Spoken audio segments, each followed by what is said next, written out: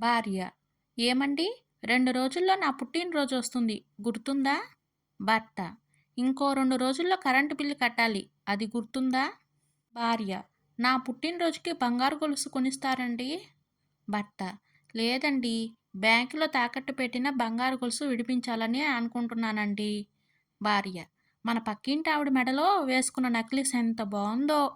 భర్త: నేను రోజూ వేసుకునే అండర్వేర్కి ఎన్ని బొక్కలున్నాయో. భార్య: పోనీ 2 రోజులు ఏదైనా ట్రిప్కి తీసుకుని వెళ్ళొచ్చు కదా. భర్త: ఇంకో 2 రోజుల్లో డబ్బాలన్నీ అవుతాయి ఖాళీగా. భార్య: నువ్వు ఇలాగే మాట్లాడావనుకో, నా ఇద్దరు పిల్లల్ని తీసుకుని నా పుట్టింటికి వెళ్ళిపోయి అక్కడ జరుపుకుంటాను నా పుట్టినరోజు జాలీగా. భర్త: నేను రెడీ, పద వెళ్ళి నీ పుట్టింటికాడ దింపేసి వస్తాను.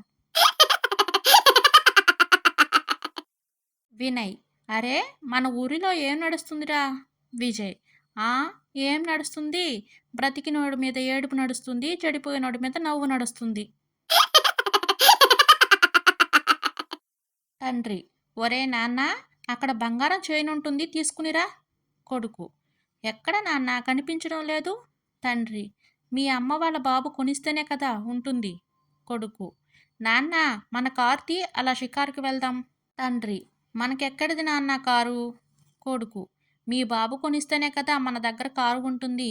మీ బాబుని కారు కొనమని అడుగు, మా అమ్మని వాళ్ళ బాబుని చైన్ కొనమని అడుగుతుంది. చందు: ఒరేయ్, రేపు నీ పుట్టినరోజు కదా, షర్టు కొన్నాన్రా. సీను: నిజమారా? నువ్వురా ఫ్రెండ్ అంటే. ఏది షర్టు, ఒకసారి చూస్తాను. చందు: రేపు నువ్వు కేక్ కట్ చేస్తావు కదా, అప్పుడు వేసుకుని వస్తాను, అప్పుడు చూద్దువులే. సీను: చిచ్చి. భర్త: సరోజ, పెళ్ళైన మగవాళ్ళందరూ స్వర్గానికి వెళ్తారంట, తెలుసా? భార్య: స్వర్గానికి వెళ్తారని ఎందుకు అనుకోవడం, నరకానికి వెళ్తారనుకోవచ్చు కదా. అయినా స్వర్గానికి ఎందుకు పోతారు? భర్త: ఎందుకంటే నరకం ఎలా ఉంటుందో మీ పిల్లలు చూపిస్తున్నారు కదా, దానికంటే నరకం పైన ఉంటుందా? కిరణ్: ఏంట్రా అంత సుదీర్ఘంగా ఆలోచిస్తున్నావు? కుమార్: ఏం లేదురా, తాగుబోతులందరూ మందు బంద్ చేస్తే పిచ్చాసుపత్రికి వెళ్తారో వెళ్ళరో తెలియదు కానీ ఇంటర్నెట్ బంద్ చేస్తే మాత్రం ప్రతి ఇల్లు పిచ్చాసుపత్రిరా నా సామిరంగా.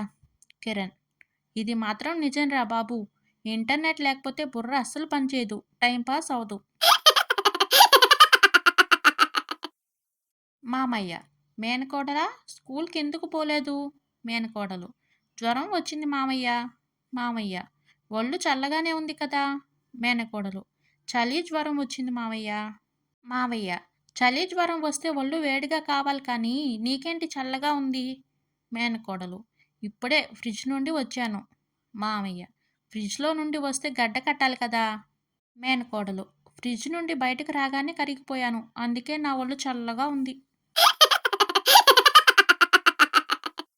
రవి: ఓయ్ మరదల పిల్ల, ఈ చీరలో నువ్వు పున్నమి చందమామలాగా ఉన్నావు.